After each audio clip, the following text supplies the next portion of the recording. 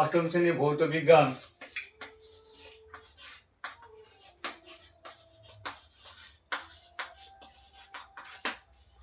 বল কাকে বলে? প্রথম প্রশ্ন, বল কাকে বলে? Page number 1।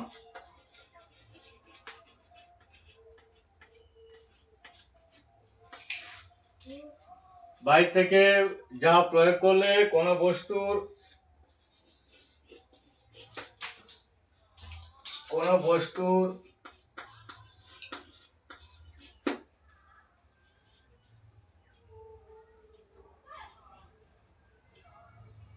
বস্তুর বাইরে থেকে যা প্রয়োগ করলে কোনো বস্তুর সচল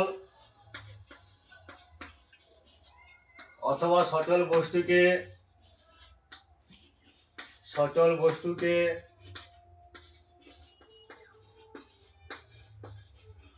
স্থির করা হয়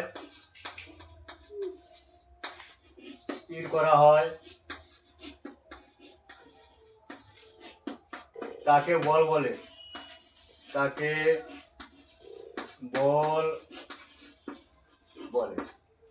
তাহলে বাইরে থেকে যা প্রয়োগ করলে, ধরো এইটা একটা, তাহলে কোনো বস্তুর বাইরে থেকে যা প্রয়োগ করলে কোনো বস্তুর সচল, তাহলে কোনো বস্তুকে কি করে, কোনো বস্তুকে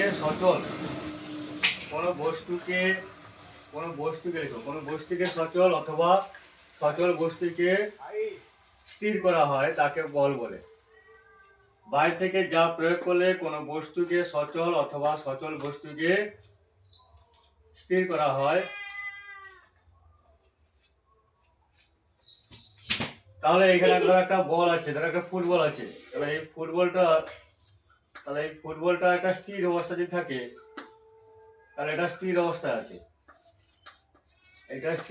আছে, তাহলে এইটা যে এখান থেকে যে একটা বল প্রয়োগ করছি, কি প্রয়োগ করছি, তাহলে একটা এই যে বল প্রয়োগ করছি, বল, তাহলে এর উপরে একটা বল প্রয়োগ করছি, এটা স্থির ছিল, তাহলে কি হবে, গতি হবে।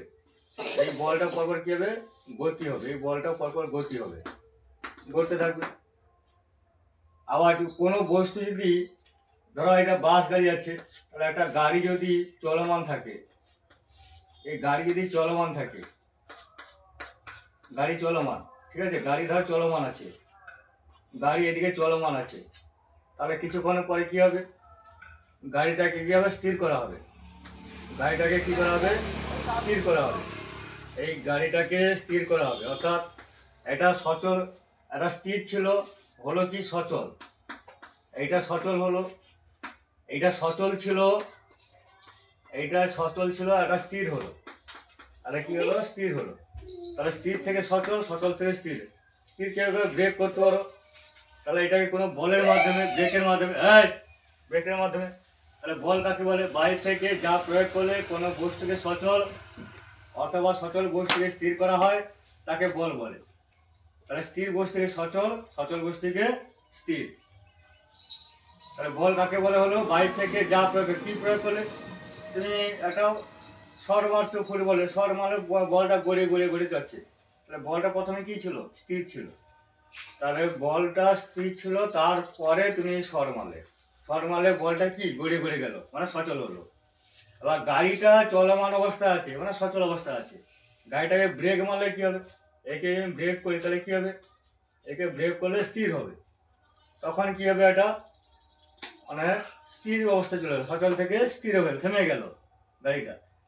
তাহলে যা প্রয়োগ করছি সেটা বল, মানে কোনো একটা ঠেলছি, দেওয়াল, ধরো একটা দেওয়াল আছে, দেওয়ালকে এখানে সবাই মিলে কি করছে, ঠেলছে, মানে ঠেলা দেওয়া হচ্ছে, দেওয়ালটা কি করা হলো, ঠেলা দেওয়া হলো, তাহলে এটা স্থির বস্তু, একে নাড়ানো যাচ্ছে না, সবসময় স্থির আছে।